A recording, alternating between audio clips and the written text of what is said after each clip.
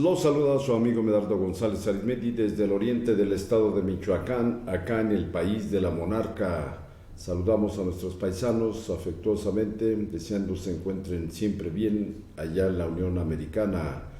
A todos los que nos siguen en el resto del país y en cualquier parte del mundo a través de www.tvmonarca.com. Ahí tenemos, una vez que ingresan a su televisión con internet, con www.tvmonarca.com, nos pueden seguir ahí las 24 horas del día, en su computadora, en su iPad, en su teléfono.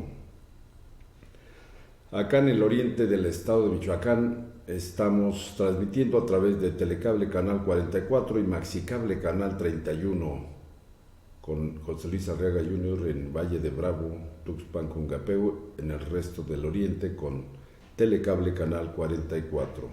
Estamos en Facebook TV Monarca y Facebook TV Taquimaroa. Gracias por su preferencia. Bien, estamos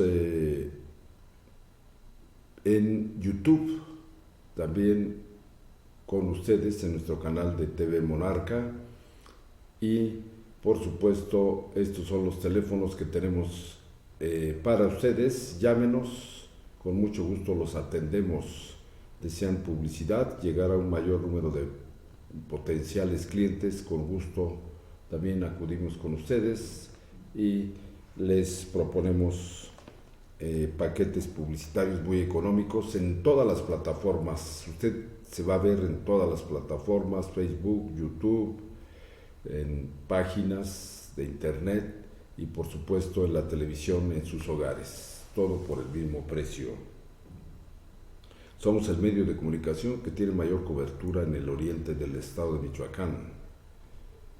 Bien, en este viernes 13 de agosto vamos a saludar a Ponciano Hipólito Ceciano Centolia Elena Redegundis,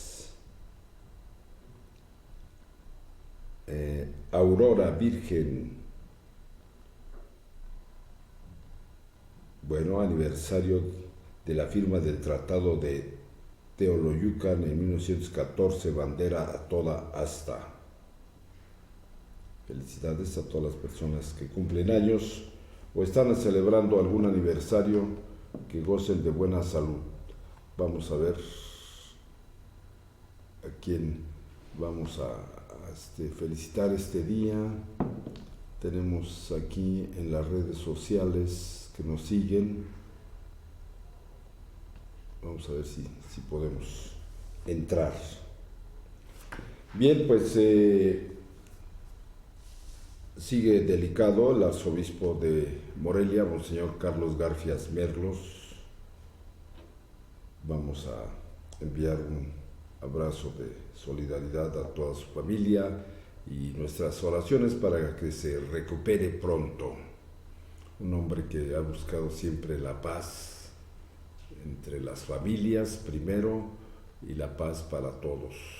En todo su obispado siempre ha creado grupos sociales en beneficio de la paz y sobre todo también en apoyo a los que menos tienen.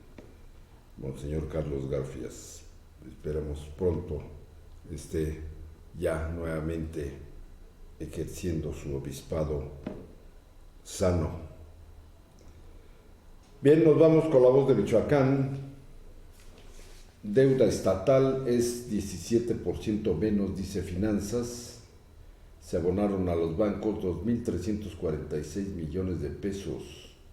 El gobierno actual pasará la estafeta con 25.172 millones de pesos de adeudo de los 30.466 millones que recibió al iniciar. Bueno, cuando menos no aumentó la deuda, sino la rebajó este gobierno. Lo que no sucedía en décadas, la deuda pública de Michoacán se redujo en un 17.3%. La administración de Silvano Aureoles recibió una herencia en números rojos de 30.466 millones de deuda, mientras que la que entregará a la gestión entrante es de 25.172 millones de pesos. 20.160 millones de pesos es deuda bancaria acumulada por los últimos 5 gobernadores. La información fue compartida por Carlos Maldonado, titular de la Secretaría de Finanzas. Mejoramiento de sostenibilidad de la deuda pública y la reducción de los pasivos circulantes, logros importantes. Con vacunación completa, solo el 23%. México en COVID-19 ya supera los 3 millones de contagios. Chocan opiniones por el regreso a clases en las aulas. Bien, Tecatito con un pie en el Sevilla, luego de años de militar en el Porto de Portugal, el delantero mexicano habría llegado a un acuerdo con el equipo andaluz. Qué bueno. Un gran jugador, el Tecatito, y no es de los que andan ahí haciendo shows, ni protagónico. Bien, no baja la violencia contra las mujeres. Ramírez Bedoya asigna con jóvenes de Michoacán un plan incluyente. Promete gobernador electo ser incluyente con los jóvenes. La Comisión Estatal de Derechos Humanos recibe terreno en donación en Zamora. Dentro del marco jurídico, todas las aprobaciones, dice el diputado Arturo Hernández Vázquez, remates de bienes son legales. Bueno, pues ahí está la polémica. Acotan medidas en Las Rosas, igual que en portales del centro histórico.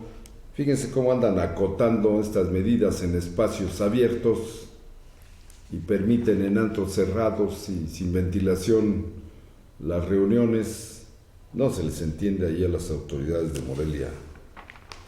Siguen los contagios.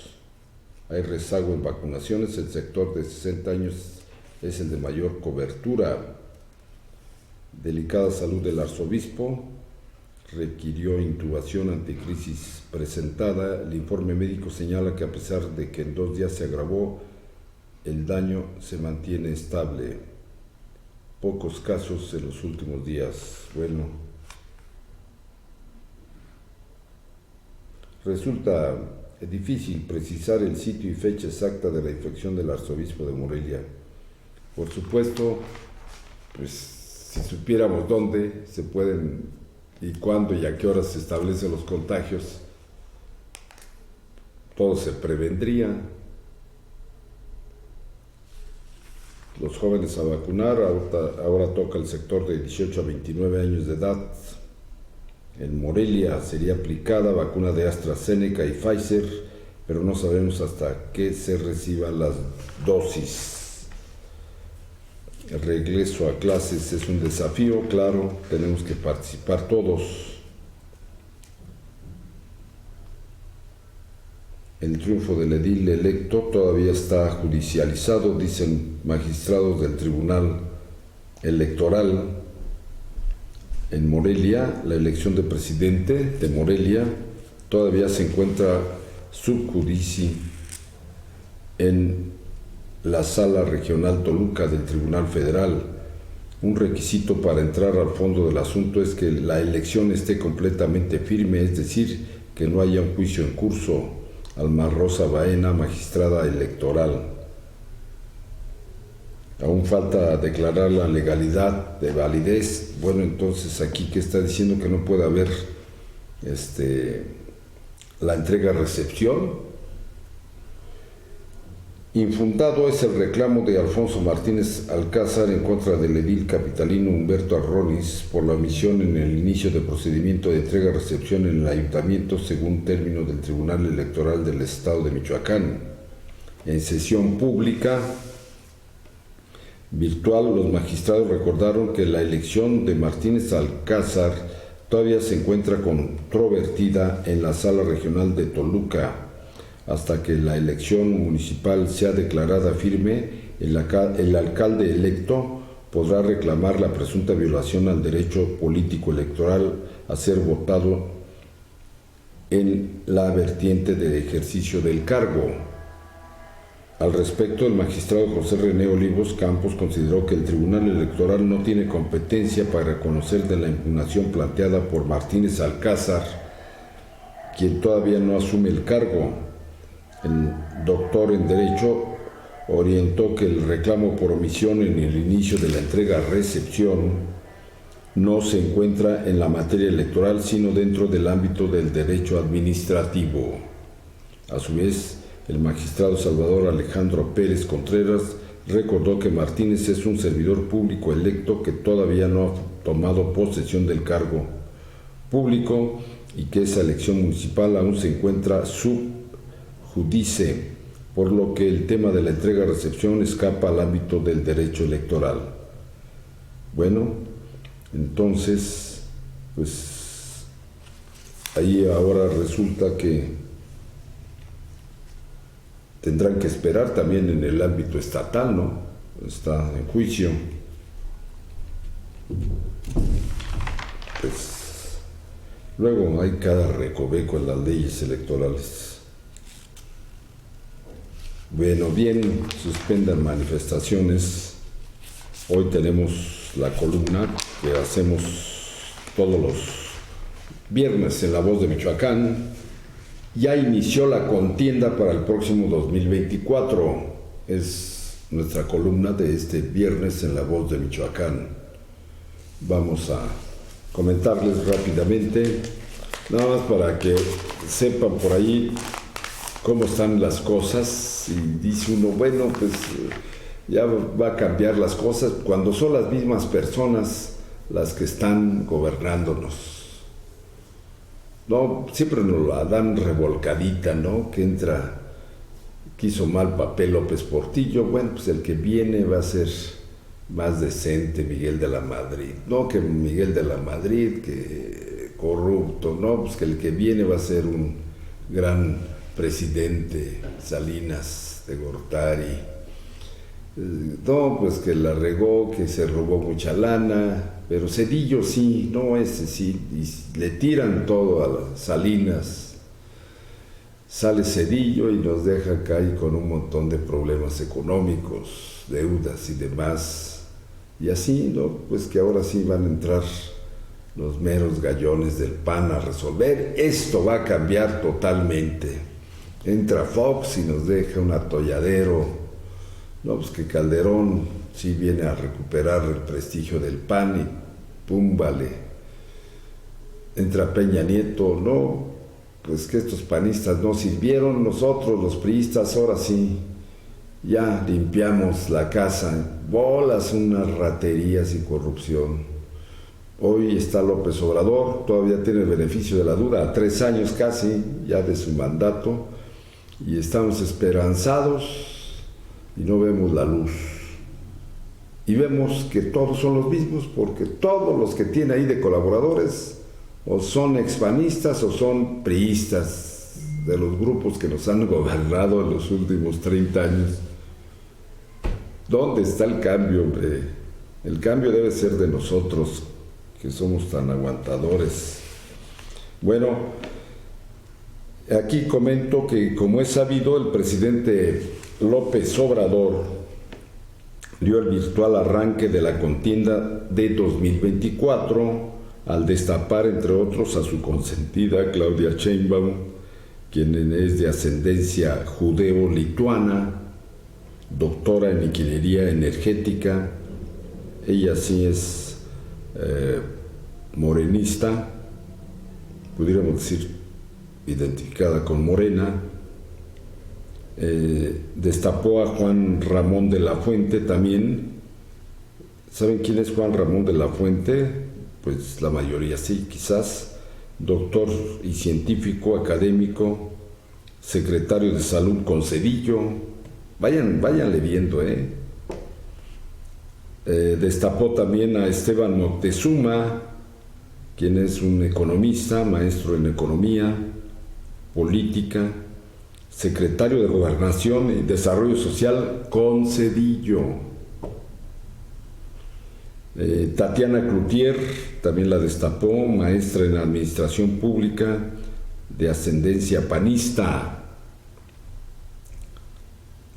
Rocío Nale, ella es ingeniera química, especialista en petroquímica. Se puede decir que ella es también de origen prácticamente de Morena. Ante este destape, los priistas han iniciado una reestructuración municipal y estatal en todo el país. Ya desde ahora nos dieron una sorpresa, ya están trabajando para consolidar, me imagino, a la actual dirigencia nacional, Alito, que pues, le estaban pidiendo que se fuera, pues tanto, cuántas gobernaturas perdió, gubernaturas. No sabemos si ya se arreglaron allá los grupos de poder del PRI para iniciar los trabajos de cara a las próximas elecciones federales, incluidas las de presidente de la República, o si es un madruguete de la actual dirigencia nacional. Lo que sí sabemos es que aquí en Michoacán ya se nombraron a delegados distritales para recomponer las dirigencias municipales. Aquí en Ciudad Hidalgo ya hay son distritales. En este distrito ya hay un delegado, se presentó la semana pasada, no tuvimos información de la dirigencia local. Bueno, ya están ellos viendo allí qué hacen.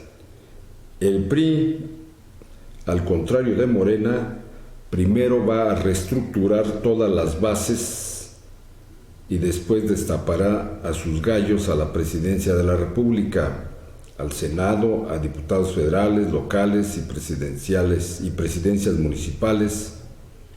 Qué rápido se va el tiempo, ¿no? Todavía no toman posesión los que elegimos el 6 de junio. Bueno, pero así debe de ser. En los países muy avanzados se trabaja 5 o 6 años antes, se hace labor para buscar una candidatura, ¿no? Para la dirigencia estatal del PRI se perfila en primera línea la diputada local Adriana Hernández, consejera nacional de este partido. Fue ya diputada federal y será diputada plurinominal en la legislatura entrante. En 2 ocasiones ha entrado como diputada plurinominal, una por elección y 2 por plurinominal. Esta última, tercera, pues apenas va a tomar posesión. Que por cierto, no la nombraron coordinadora de su bancada. Eso no quiere decir que no esté fuerte. Lo que quiere decir es que probablemente sea la dirigente estatal del PRI, por primera vez una mujer con carrera allí dentro del PRI va a asumir, probablemente, es la que está poniéndose más adelante. Bueno, por otro lado, otro de los que aspira a ser presidente del PRI a nivel estatal es Memo Valencia, que no debe de hacerse menos. Está en la contienda, fundador de Revolución Social, un organismo que combate el crimen en el estado y en Morelia. No sé si ustedes se acuerdan de él, que andaba en Morelia, ahí lo veíamos en La Voz de Michoacán, en las redes sociales, aquí lo publicitamos, deteniendo por allí a carteristas y demás, traía sus brigadas en las calles de Morelia, lo que no hacía la policía, ¿verdad? No sabemos qué tan legal haya sido eso, ¿verdad? Se comenta que Chon Orihuela, por cierto, nuestro paisano acá en el oriente, sigue teniendo mucha fuerza en el PRI nacional, el cual se dejó ver en el estado, al grado que prácticamente puso su carta como líder de la bancada priista en la próxima legislatura estatal.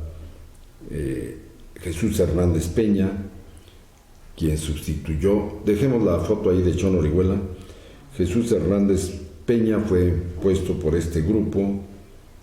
Recordarán que el licenciado Víctor Silva Tejeda se manejaba como candidato a la gubernatura, una propuesta del PRI, y como en política pues lo normal es la traición, pues muchos traicionaron a Víctor Silva Tejeda, un político serio también, y pues no alcanzó, y se armó el equipo por Michoacán y meten al ingeniero Herrera.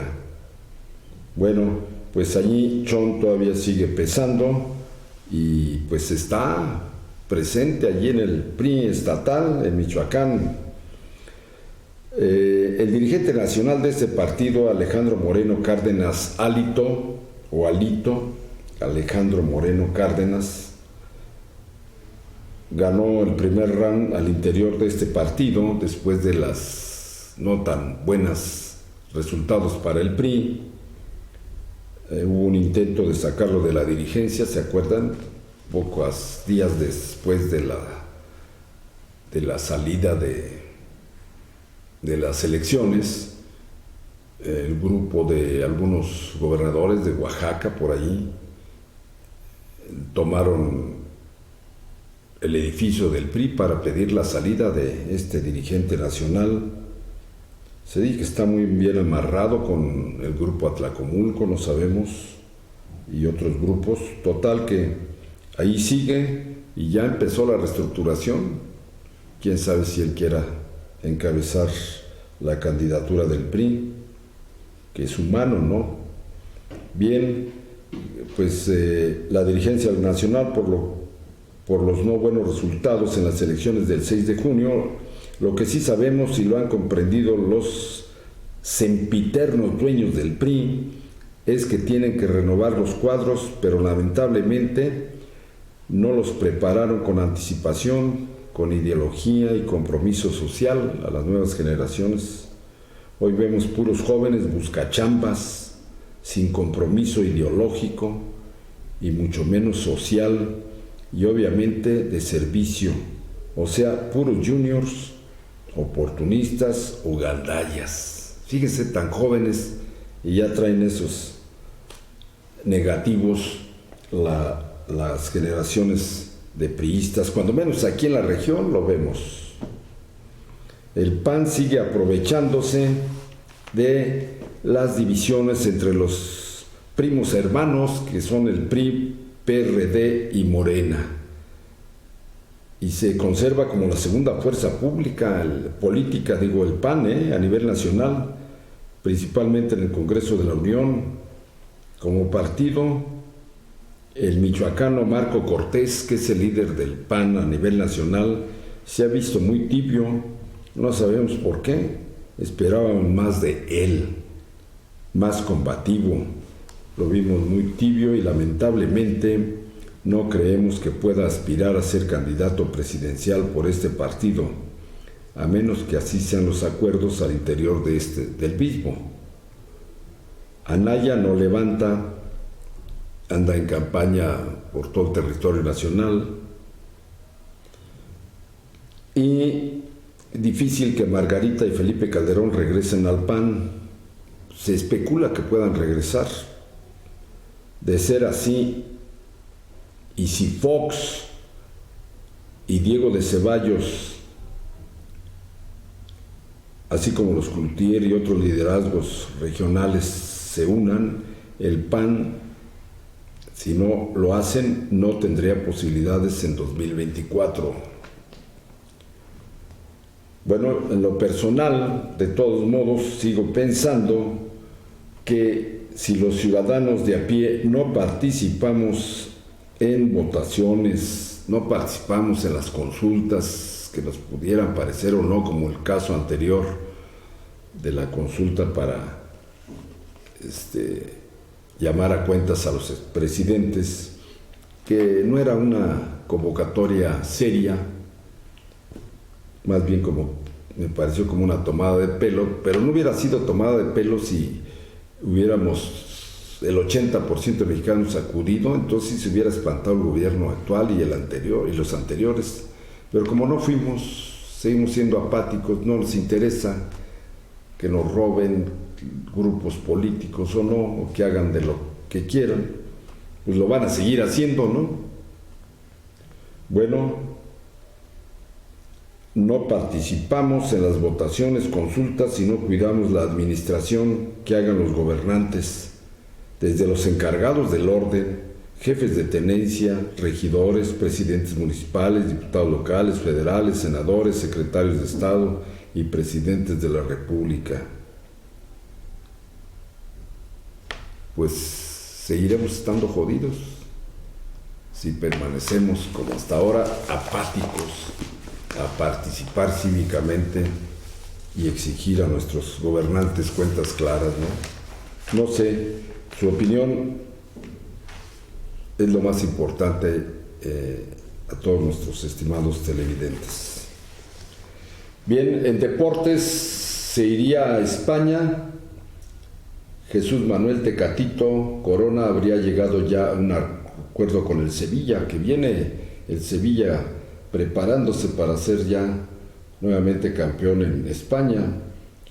Hoy, en la Apertura 2021, Puebla contra Tigres a las 7 de la noche, Juárez contra Xolos a las 21 horas, Liga de Expansión, Rayados contra Tapatío a las 5 de la tarde, en España, Valencia contra Getafe, en la Liga Femenil, Gallos contra León.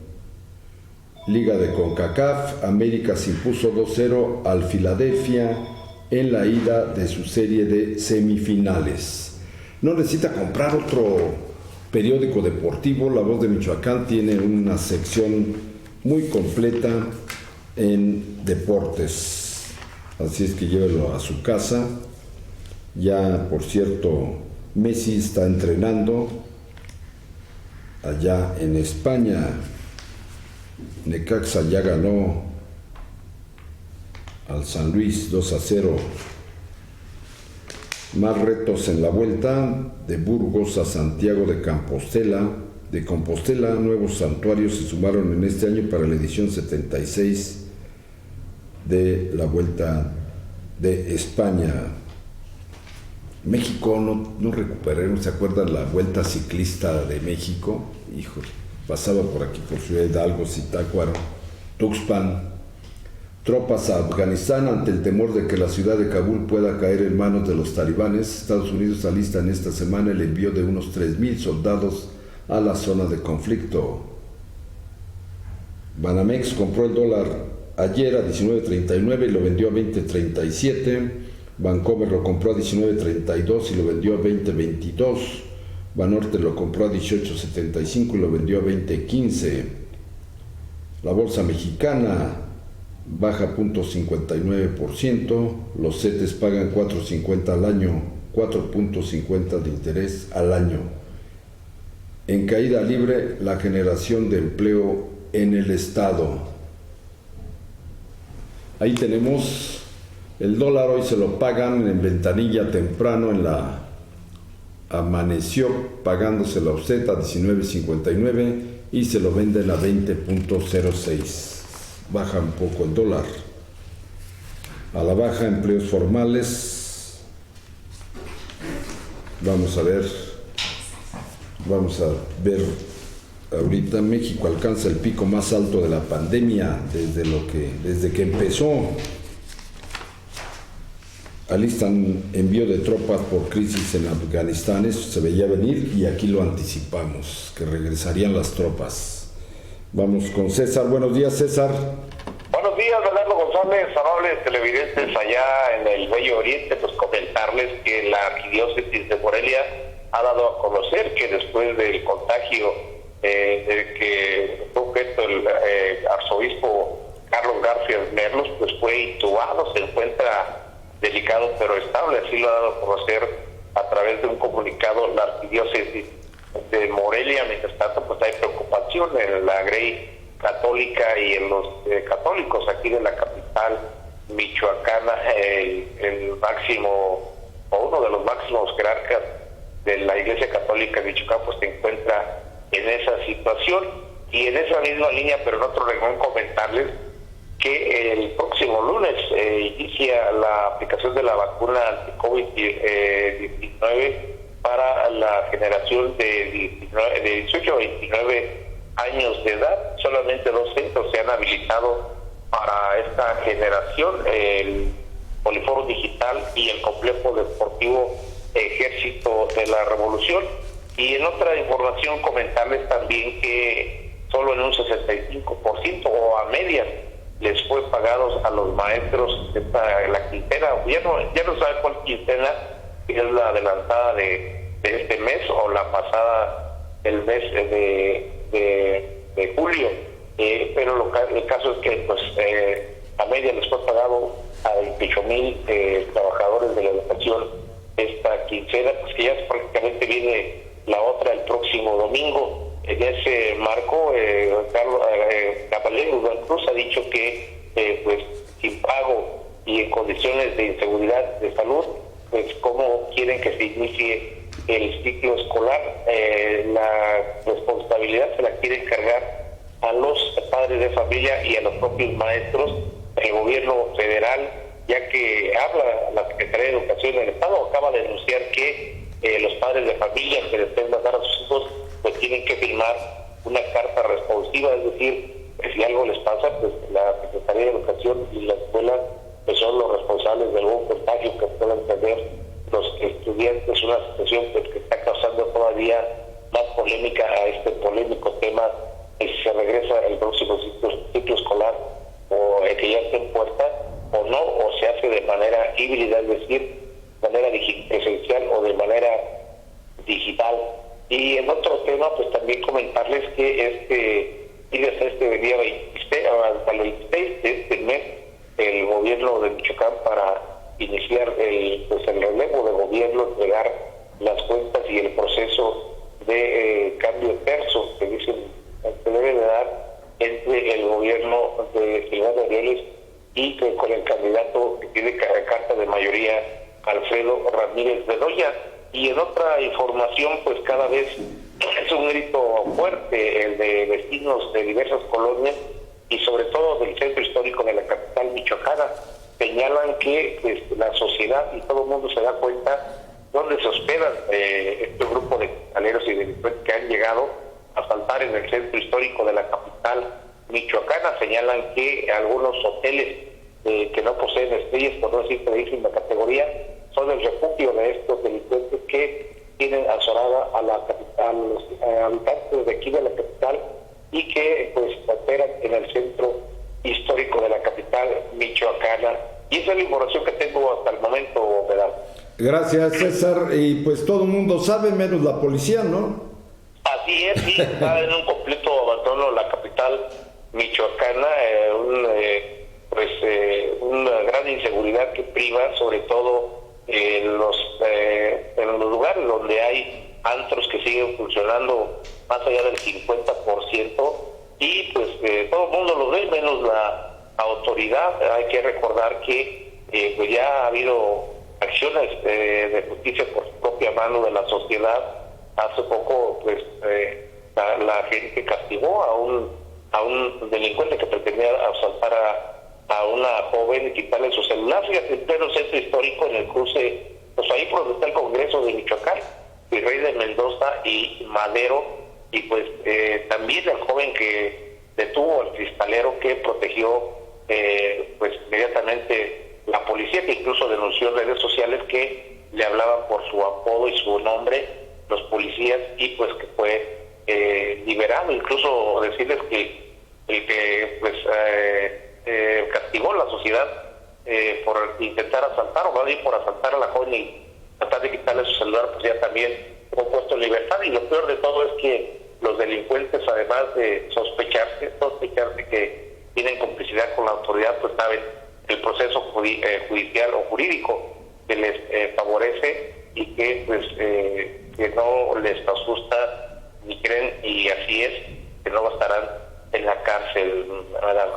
Es en todo el país y eso es, siempre lo hemos dicho, han tratado de acabar con la impunidad, pero no acaban con el principal foco de impunidad, que son las policías, las agencias del Ministerio Público y los juzgados de primera instancia. Esos nadie los toca. ¿Cuándo vamos a acabar la impunidad, hombre? Es una burla.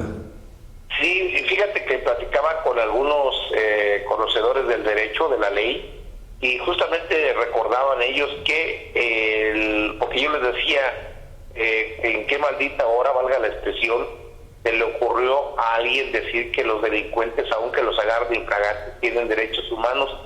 Y la conclusión a la que llego, de acuerdo a la información que me dieron, pues fue que la misma autoridad generó los derechos humanos de los delincuentes, porque había grupos policiales o policías que detenían a los delincuentes, los golpeaban, los torturaban, incluso hasta se quedaban con, en el caso de los ladrones, con lo que habían robado, pero aparte de eso los golpeaban y los torturaban, y en algunos otros tipos de delitos pues abusaban la autoridad, y de ahí me comentaban ellos surge o es parte de lo que hizo que surgieran los derechos humanos de los delincuentes, a pesar de que los agarraran infragantes o en cualquier otra circunstancia, ¿verdad?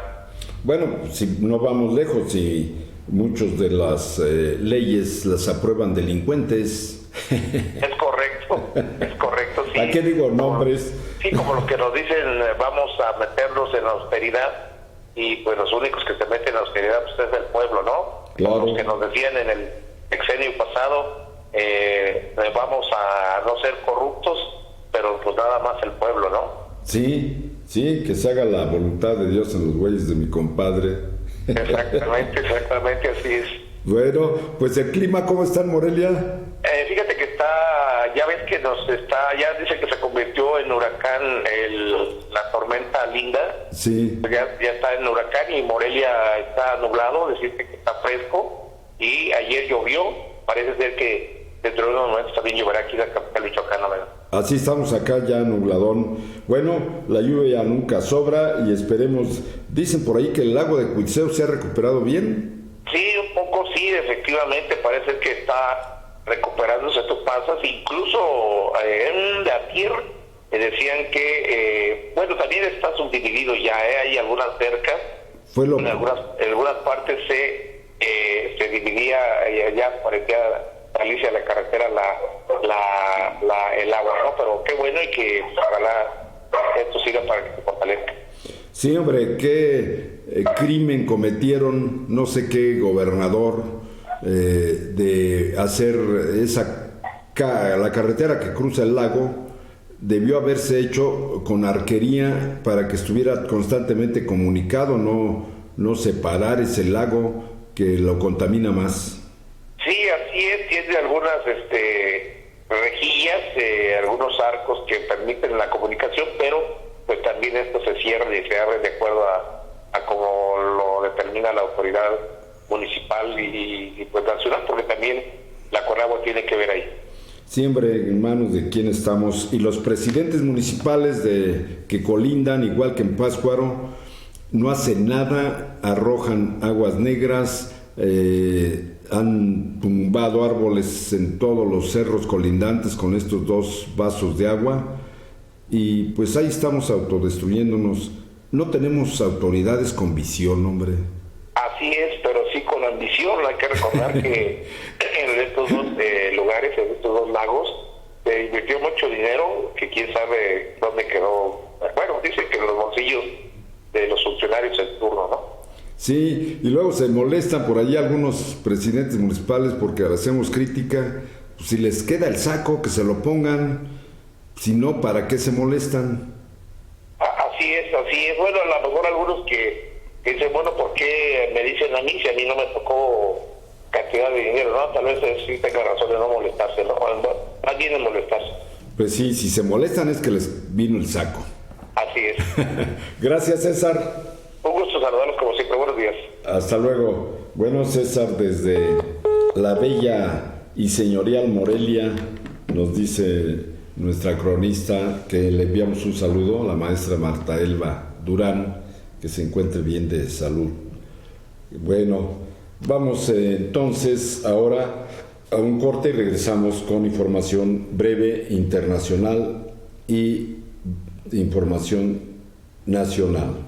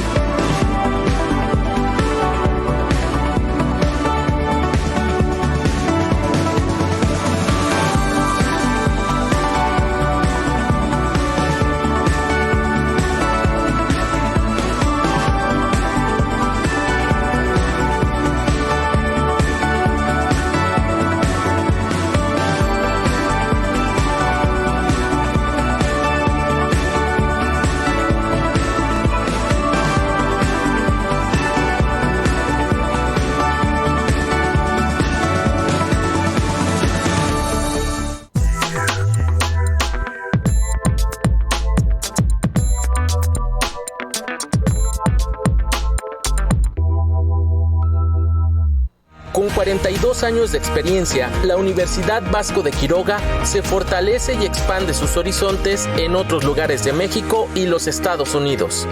Tenemos preparatoria, licenciaturas y programas de maestría presenciales y en línea para que no dejes de prepararte y ampliar tus conocimientos. Visítanos en nuestra unidad de Ciudad Hidalgo o en el Quiroga College de Chicago para nuestros paisanos en los Estados Unidos. Conoce nuestros programas de intercambio internacional y de becas, así como nuestras instalaciones, claustro de profesores y el prestigio que nos dan estos 42 años de vida.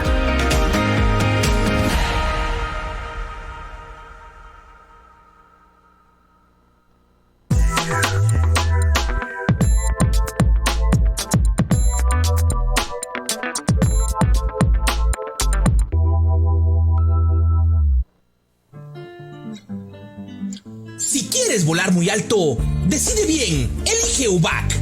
Puedes inscribirte en cualquiera de nuestras preparatorias en Morelia, Santo Tomás y Tres Marías. También en Ciudad Hidalgo, Tacámbaro, Pátzcuaro, Zacapu, Quiroga, Irapuato, San Luis Potosí y Lázaro Cárdenas. Inscribirte es muy fácil, solo realiza los siguientes pasos. Ingresa a www.ubac.edu.mx. Ubica el bloque de Prepa UBAC y selecciona Tramita tu admisión. Llena el formulario que te aparecerá. Una vez hecho esto, sube una foto de tu acta de nacimiento, memorándum de calificaciones y tu fotografía o selfie. Recibirás por correo tu matrícula, contraseña e indicaciones para realizar tu pago de examen de admisión. Al realizar el pago, recibirás en tu correo electrónico un código QR. Preséntalo el día de tu examen en tu celular o con tu matrícula. Una vez admitido, realiza tu pago de inscripción en banco, en línea o en cualquier caja del UBAC. Y entrega lo antes posible en el área de control escolar la siguiente documentación: acta de nacimiento original y 2 copias, certificado de secundaria original y 2 copias, carta de buena conducta, 2 copias de la CURP, certificado médico, 6 fotografías tamaño infantil con las siguientes características: papel mate, blanco y negro no instantáneas, y solicitud para participar en el Fondo de Orfandad. Universidad Vasco de Quiroga, profesionistas que mueven al mundo.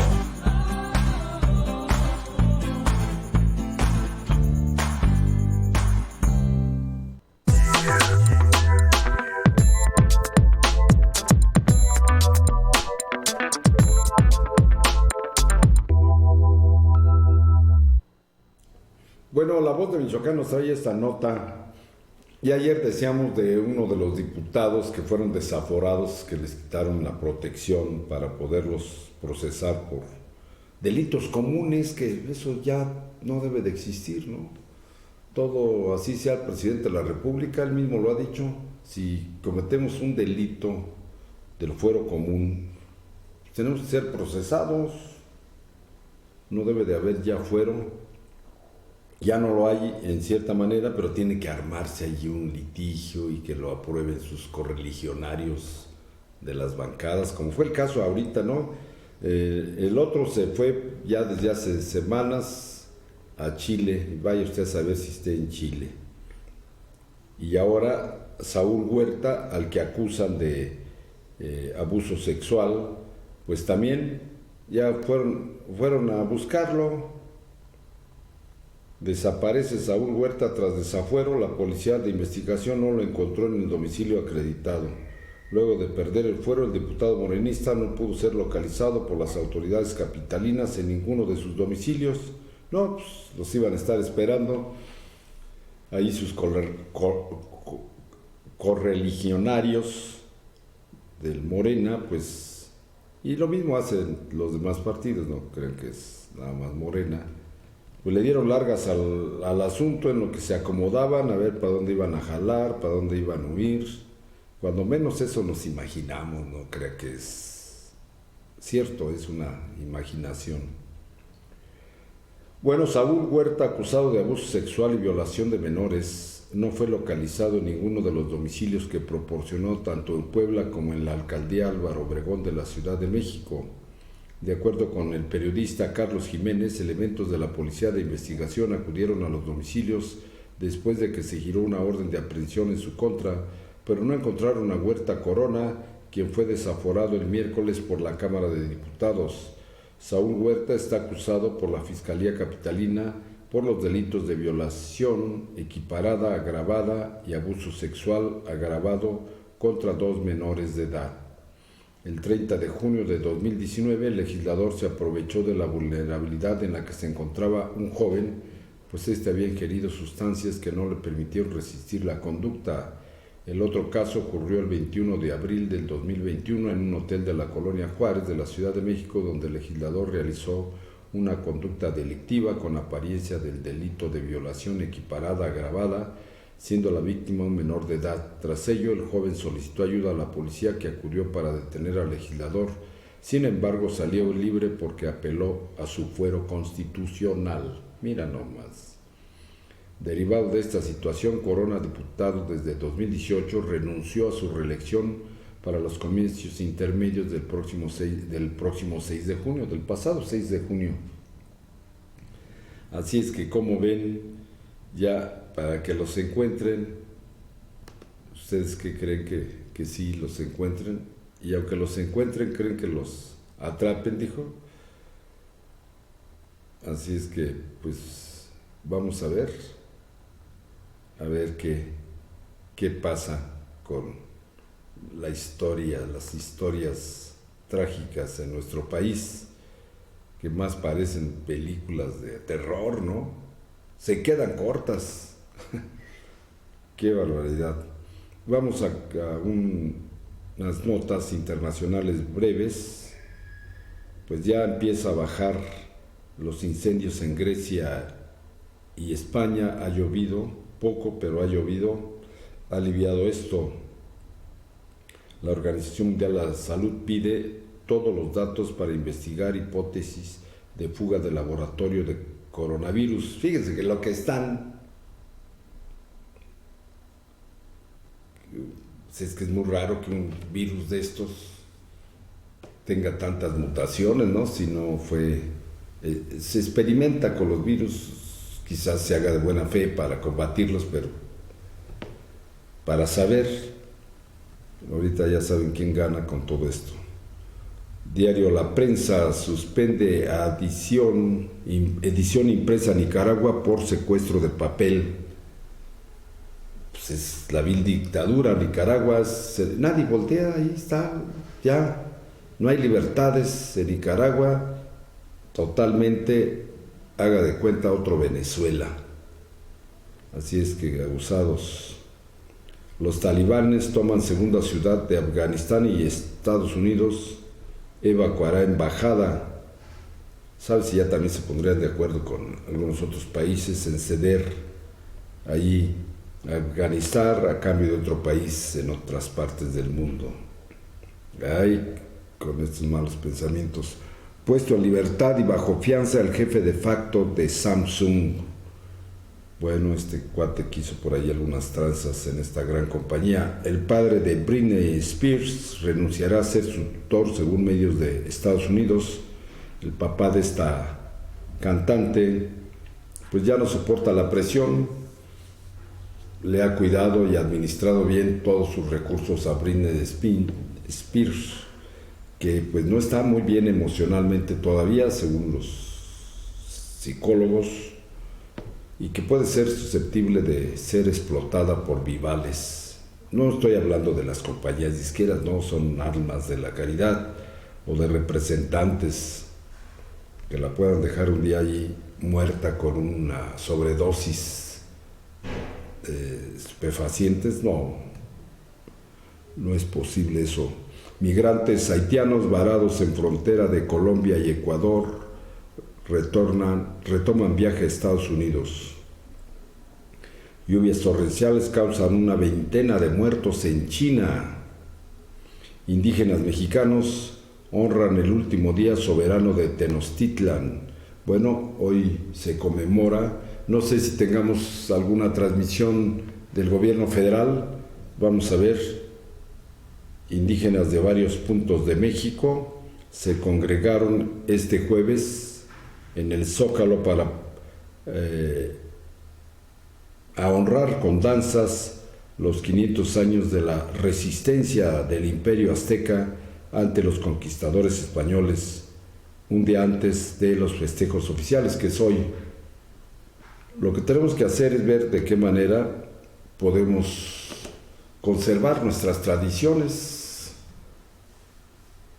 No podemos regresar el tiempo, lo que tenemos es regresar a un país que no haya impunidad ni corrupción, señalar a extranjeros y a otros países o lamentarnos por la conquista de hace 15 años, pues no nos lleva a nada.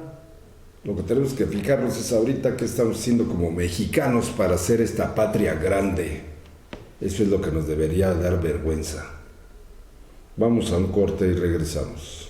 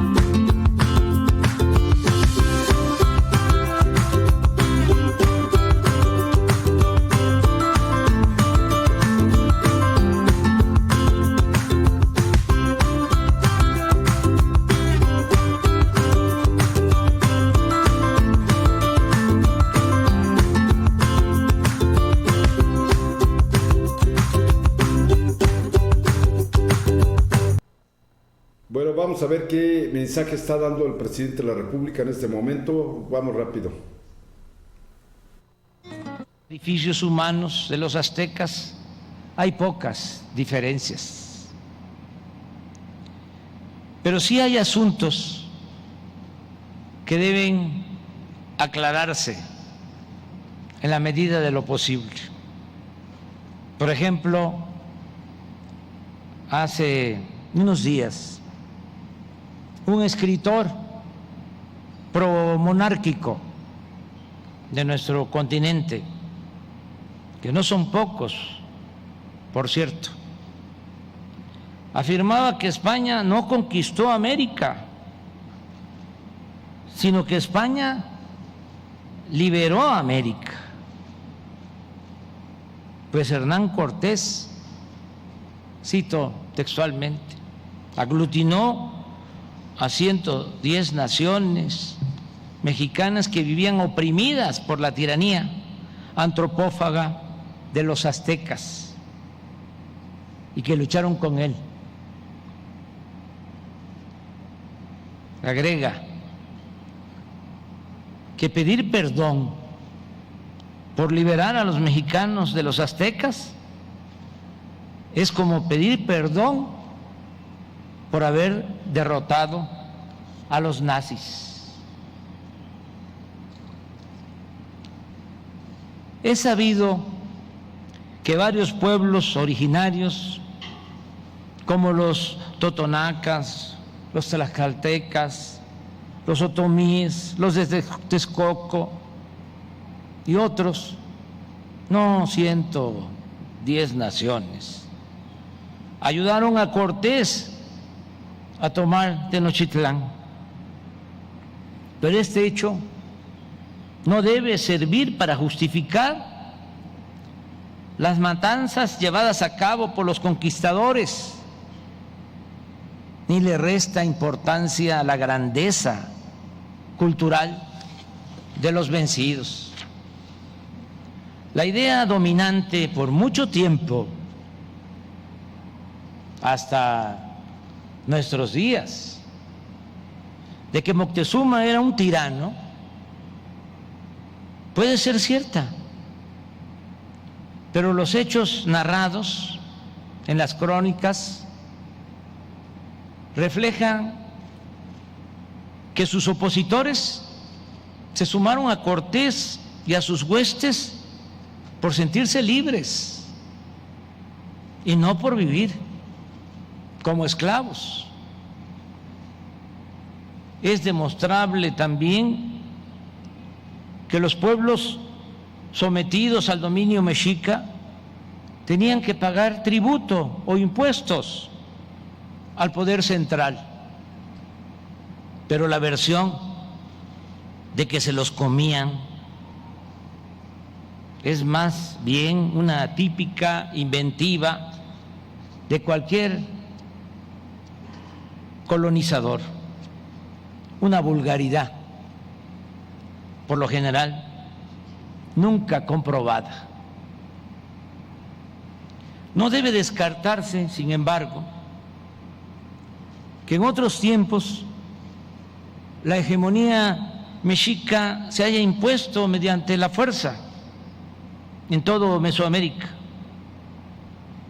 pero a la llegada de los españoles era evidente la decadencia del poderío de Moctezuma y de sus aliados, de haber existido un poder central fuerte, una tiranía.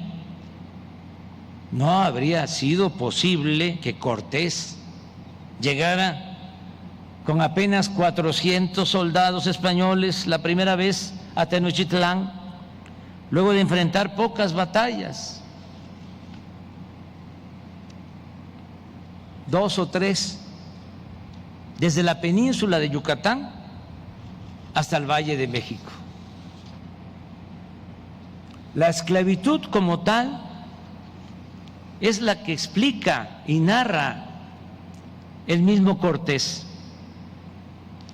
quien en sus cartas de relación al rey Carlos V de España, después de su primer derrota en Tacuba, en la serie de batalla de la Noche Triste o de la Huida, sostiene que en venganza por la muerte de españoles y ante la rebeldía de los indígenas, que además, cito textualmente, comen todos carne humana, empezó a convertirlos en esclavos.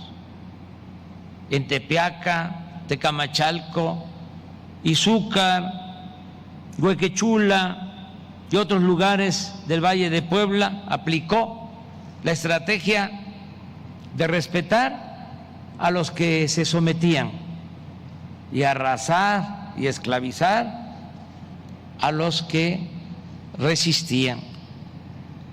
Pero tampoco debe verse a Cortés como un demonio.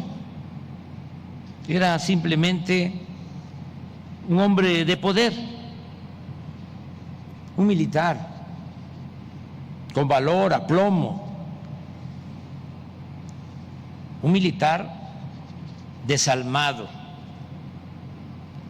un político audaz y ambicioso, de fortuna, que hábilmente aprovechó las divisiones y las debilidades de los mexicas para imponerse con discursos, argucias, terror y violencia, hasta conseguir apoderarse del anhelado tesoro en oro y plata de Tenochtitlán. Pedro Salmerón, en su reciente libro La batalla por Tenochtitlán, empieza con la atinada advertencia de que, haciendo a un lado justificaciones de toda índole, el motivo primordial de dicha expedición fue el afán de riqueza. En un poema escrito en un día como hoy, Pero en 1964, lamentando la destrucción de Tenochtitlán, el maestro Carlos Pellicer decía: me da tristeza, no por mexicano, sino solo por hombre. Bueno, sí, la ambición, destruir, matar para obtener y poseer. Esta es la razón de tanto duelo, de tanta ruina, de tantas lágrimas oscuras, de tanto pecho destrozado y aún vivo, de tanto estar mirando el horizonte y sin nada entender. Y en efecto, la pregunta obligada es si las matanzas de miles de indígenas de Cholula, en el Templo Mayor, en la toma y masacre de Tenochtitlán, y los asesinatos de Moctezuma, Jicotencal y Cuauhtémoc y otras autoridades indígenas trajeron civilización a la tierra que Cortés bautizó como la Nueva España. ¿Valieron la pena tantas muertes, tanto pueblo arrasado, saqueado y quemado, tantas mujeres violadas, tantas atrocidades ordenadas por el mismo Cortés y por él relatadas en sus cartas al rey? Pensemos, por ejemplo, en ese pasaje que narra que fueron tantos los indígenas asesinados en Yecapixtla, que un río que corre cerca de aquel pueblo por más de una hora fue teñido de sangre. O ese parte lapidario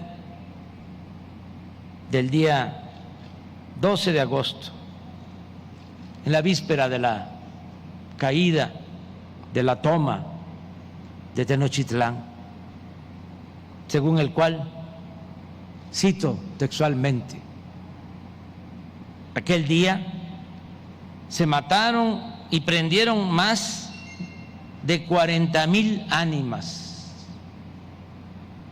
¿Verdad que no hay justificación alguna ante tan terrible desgracia? La respuesta es un no categórico. Puede matizarse, alegando que se construyeron durante la colonia palacios y bellos templos, que se creó la universidad y había imprenta antes que en Estados Unidos, y que se registró un auge económico, sobre todo en la minería. Pero todo ello, ni más, no es suficiente, y menos si se tiene en consideración que no fue en beneficio de todos. Durante los 3 siglos de dominación colonial, los indígenas solo tuvieron 2 opciones: sobrevivir en la pobreza, en zonas de refugio, en la sierra, los pantanos o en la selva, porque fueron despojados de sus mejores tierras, o ser enganchados para trabajar en las minas o en las haciendas como esclavos.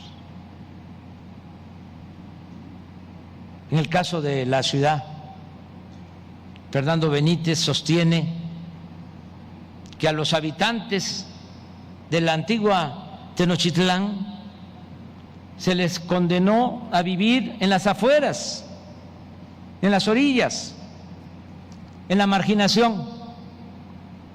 A la miseria de los vencidos se oponía la riqueza de los vencedores que habitaban en los palacios cerca a esta plaza mayor o en las huertas y jardines de San Cosme, más allá de la Alameda.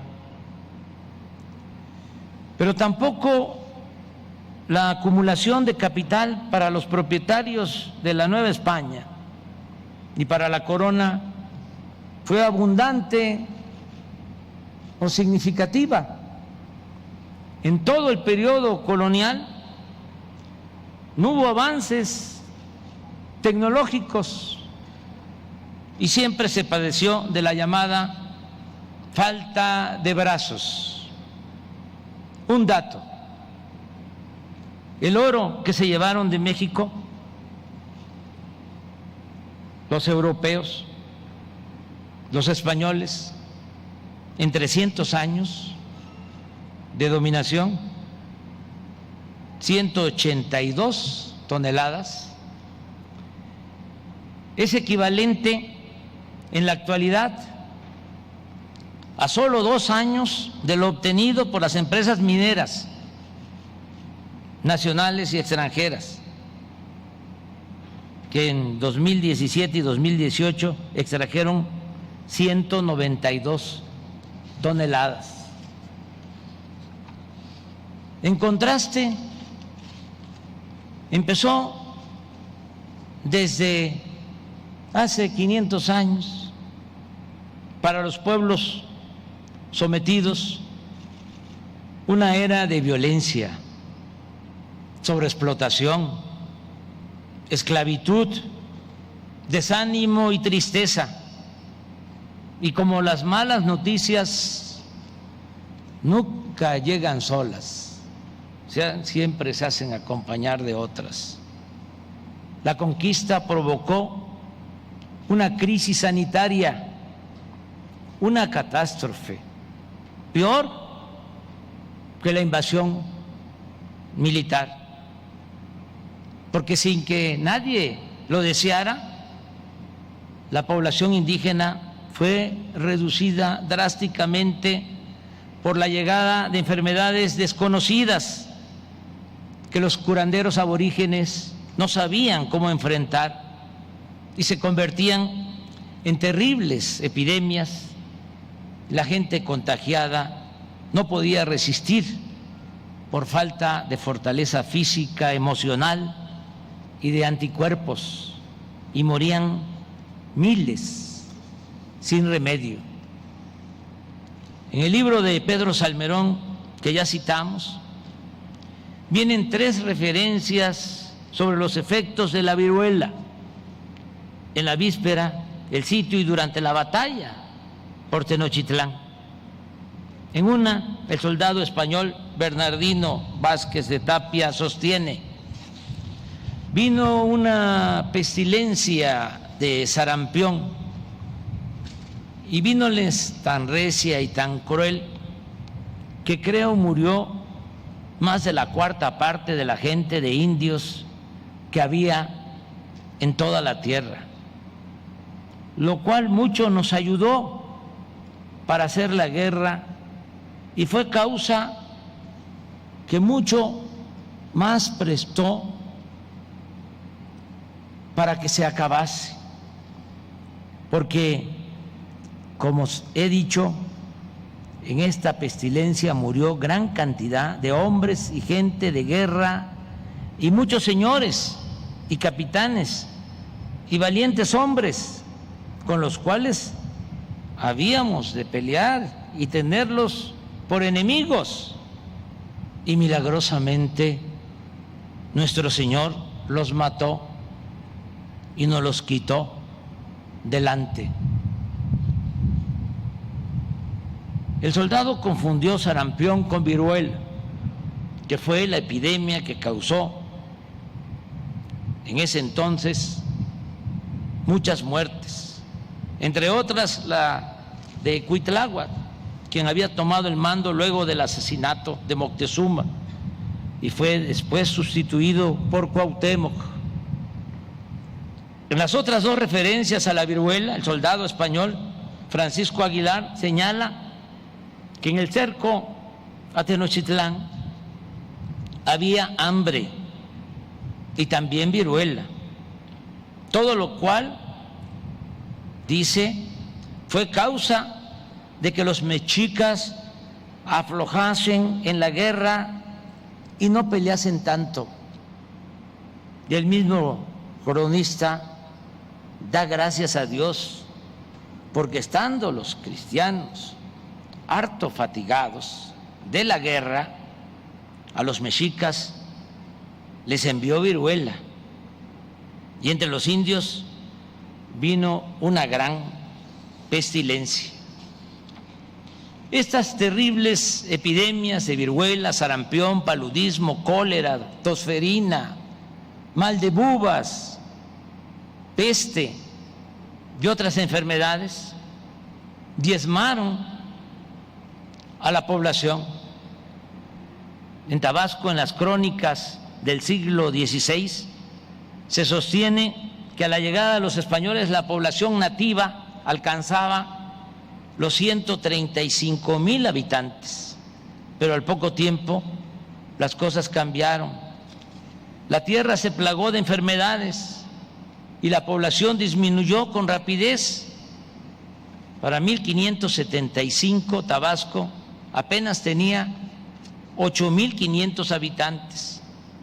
En solo medio siglo la población se había reducido en un 93%. Enrique Semo afirma que el cataclismo más atroz que sufrieron los amerindios en la conquista fue sin lugar a duda la combinación de guerras, destrucción de su tejido social y las enfermedades epidémicas para las cuales no tenían inmunidad.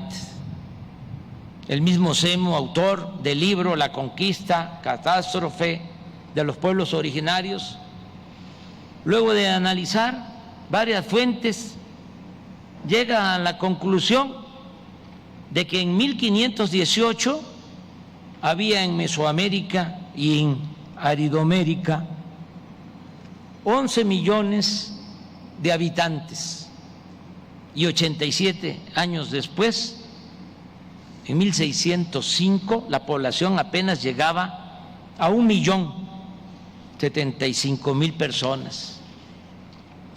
Este desastre, cataclismo, catástrofe, como se le quiera llamar, permite sostener que la conquista fue un rotundo fracaso. ¿De qué civilización se puede hablar si se pierde la vida de millones de seres humanos y la nación, el imperio o la monarquía dominante no logra en 3 siglos de colonización ni siquiera recuperar la población que existía antes de la ocupación militar? Recordemos, en 1518 se contaba con 11 millones de habitantes y en 1821 la población del México que había logrado su independencia era de 6 millones de habitantes. Traigo a escena de nuevo a Tabasco, que llegó a tener, como ya hemos dicho, antes de la llegada de los españoles, 135,000 habitantes, pero su población disminuyó y en 3 siglos de dominación colonial nunca pasó de 40,000 habitantes. Es hasta después de la independencia, a partir de 1830, cuando la población empieza a crecer, porque comienza a llegar y se empiezan a aplicar con cierta regularidad la quinina para combatir el paludismo y la vacuna contra la viruela, que se descubre hasta 1800, 300 años. Ahora que estamos padeciendo del COVID, tenemos que reconocer que en un año se contó con una vacuna. Y en el caso de la viruela, se tuvo una vacuna casi 300 años después de que empezó a afectar esta epidemia en México, Tenochtitlan.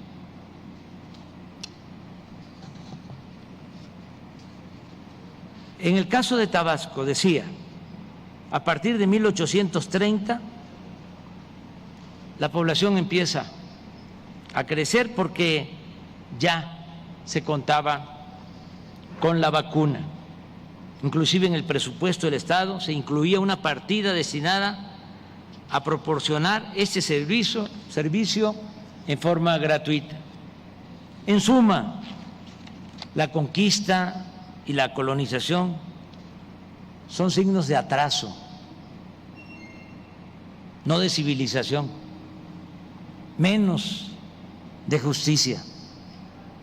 Solo pensemos que en nuestro país, durante la revolución, por violencia, hambre y también por epidemias, perdieron la vida 1 millón de mexicanos. Sin embargo, en 1930, con solo 20 años transcurridos, ya se tenía de nuevo la población de 1910. De modo que la gran lección de la llamada conquista es que nada justifica imponer por la fuerza a otras naciones o culturas un modelo político, económico, social o religioso en aras del bien de los conquistados o con la excusa de la civilización. Las conquistas, las invasiones, las guerras siempre serán un riesgo para la humanidad. Además del agravio principal, traen consigo afectaciones culturales, sociales y daños colaterales. Suele pasar que la ambición y la tristeza viajan, viven y duermen juntas. Políticos, monarcas y hombres de Estado no deben omitir estas lecciones que surgen de amargas realidades y se convierten en enseñanzas mayores. Ojalá todos hagamos el compromiso de la no repetición, de no repetir los mismos errores y horrores. Pongamos fin a esos anacronismos, a esas atrocidades y digamos nunca más una invasión, una ocupación o una conquista, aunque se emprenda en nombre de la fe, de la paz, de la civilización, de la democracia, de la libertad, o más grotesco aún, en nombre de los derechos humanos. No debemos aceptar que el poder militar, la fuerza bruta, triunfe sobre la justicia. Debemos, en cambio, procurar que desaparezca de la faz de la tierra la ambición, la esclavitud, la opresión, el racismo, el clasismo y la discriminación, y que solo reine e impere la justicia, la igualdad, la paz y la fraternidad universal. Muchas gracias.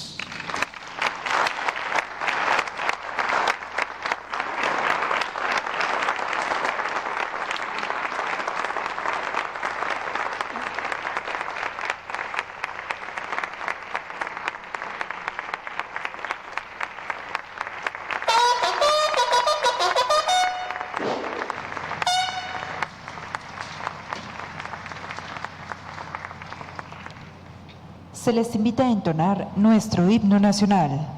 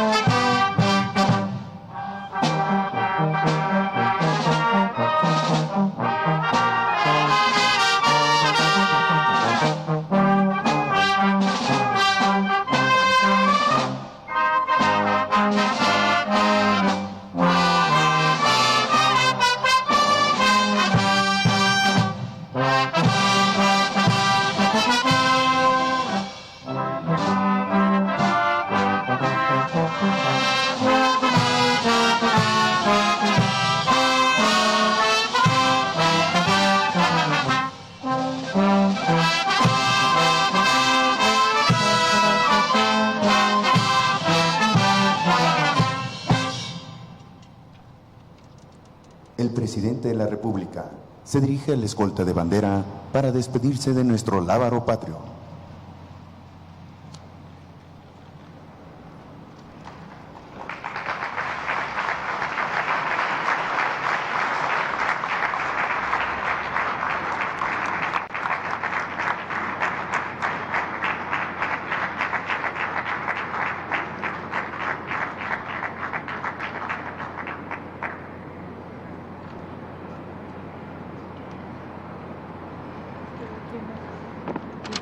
Para los invitados.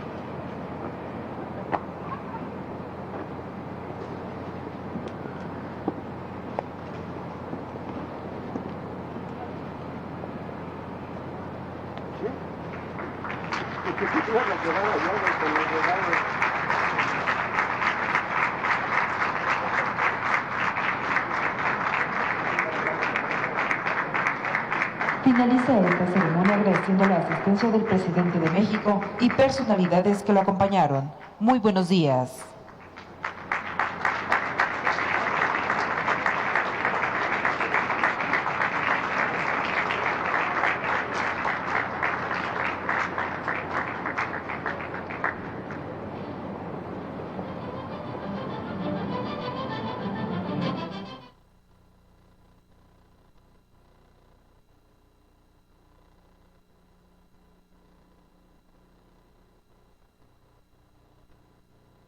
yeah, yeah.